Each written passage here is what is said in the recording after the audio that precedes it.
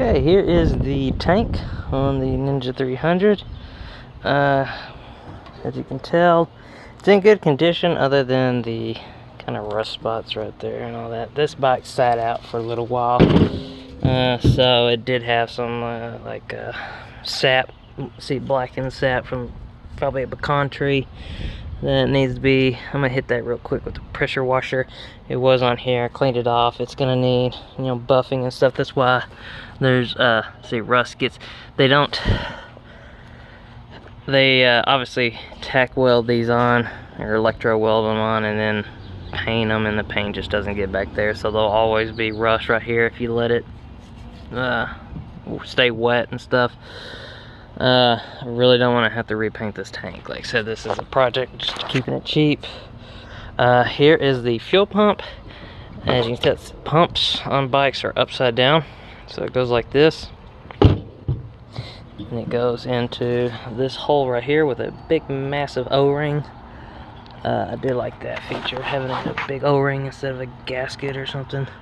So what happens is this goes upward. It's just a big cylinder here that's welded on, and then your flange, your bolt flange, and there's a ridge right here, and fuel just sat right there, so I can really feel a bit. There's a bad spot right there, and so most of the fuel sat right here in the front part right there. So yeah, it's a real bad spot right there. That's a bad spot. Not so bad right here, and that's okay over here. So right here and right here. So since there's ethanol and fuel, it breaks down and it pulls in moisture. It's a big pile of shit that we have this in our fuel system, our gasoline. All it does is ruin engines, makes fuel go bad faster, and it contaminates it, and it's horse shit. So it causes more damage, which was now I have to use chemicals to clean this and all that shit. So it's horse hockey. So I'm gonna do this. I gotta clean that little spot there. This is ruined. This was actually just fully just coated in red rust mud. As you can see, it just destroyed it. I'm gonna take it apart. So what it is this is when they say fuel pump assembly, it's the fuel pump, it's the fuel gauge sensor. This goes up and down, tells you how much fuel. Don't ever trust a motorcycle one. They're not accurate. I've never seen an accurate one. This obviously the tank vents. So unlike a car one, this just has the feed line. Other like car models, they'll have vent lines and all that in there. Your vent tubes are right there, those two right there. One's a vent tube, and I think the other one's an overflow. So if you get it up here, it drains in the hole and comes out there and drains out the tube. Or it actually may go into the if you're a Cali model with the charcoal canister, it goes in there, which is actually bad. You don't want gasoline getting into the charcoal because it ruins it. You just want the vapors to go in there. So anyways, and it's just it's a 3-wire system. You get your ground, and which is awesome. It's electricity and fuel. Which fuel, people, it's the vapors that catch on fire, not the actual fuel itself. Which the fuel will catch on fire, but the vapors catch on fire first. So you have your fuel level sensor. Your fuel pump is right here in this rounded part. It's just a cylinder, and it's just a pump. It turns on and it pumps that fuel out. Actually, it goes right here. And then the filter is probably in this part right here. Like I said, I'll take it apart and do this. This is just a simple, it's probably just a simple reed brush sensor. You have a contact on the rod, and then there's a plate contact that looks like a half moon, and it just rides it, and it changes the resistance, the ohms, and then goes to the gauge, and then that changes how full it is.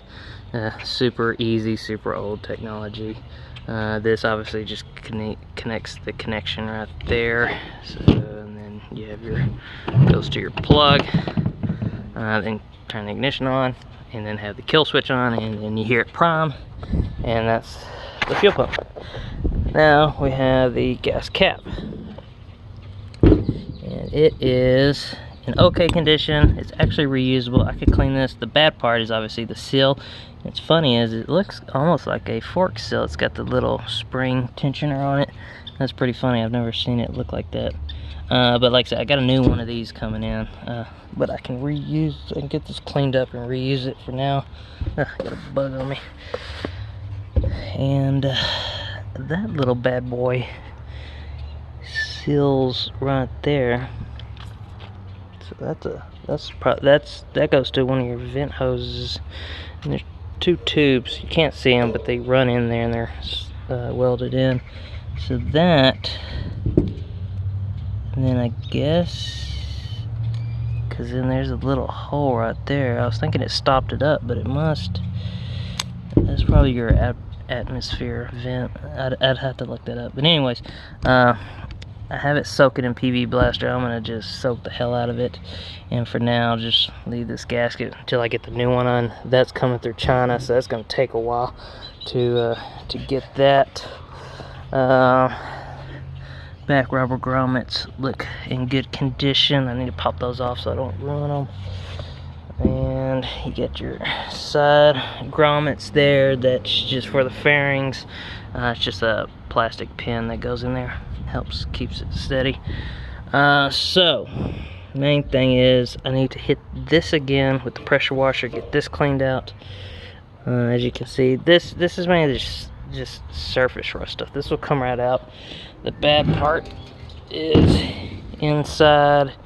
You're probably not going to be able to see it, but it is rusty on top because that's probably from the temperature change and the droplets stick to the top like condensation. You would think just the bottom part would be rusted out, but it's the whole freaking thing. But from here, top part just looks like surface rust, but down here on the bottom it does have some rust digging into it. But I think overall we're in good condition. I just gotta do my best to keep it from sloshing out the cleaner and ruining the paint job. So that's gonna be the hardest part. But I will do my best on that. I don't know if I'm gonna actually video that. I don't have a tripod or anything to do that, so you'll just have to see the after effect. And then eventually I'll have this taped up so I can let that coating come up about right here, let that stop. Then once it's dry, peel that tape off and do my best. I might actually cut a plate and then I can bolt that plate up when I'm cleaning it. The hardest part about a motorcycle gas tank, fuel tank, is getting everything out, because there's lips and stuff. You gotta like shake it, slosh it to get everything to come out. It's super hard to get everything out of a fuel tank. So that would probably be the hardest part, then trying to save the tank. They do make a stuff that you put on, it's like a gel, and it just semi-dries. I don't have time for all that shit, so if it ruins the tank, it ruins the tank, and then I'll just get it repainted or something. So alright, so I'm gonna pressure wash it, and then I'm gonna get some nuts and bolts with some cleaner and just shake the shit out of it and let it sit. I'm probably gonna let it sit for the rest of the day, so there's not much I can do right now. I may get the other pump and quickly just test it real quick, plug it up to the bike and see if it primes real quick. You don't want to run that dry, but just a couple seconds will be fine on it, and we'll know for sure if the pump I ordered is good. And I think that's pretty much it. It's just getting this part right here done, and then I'm pretty positive it's gonna fire right up. So, but we'll see.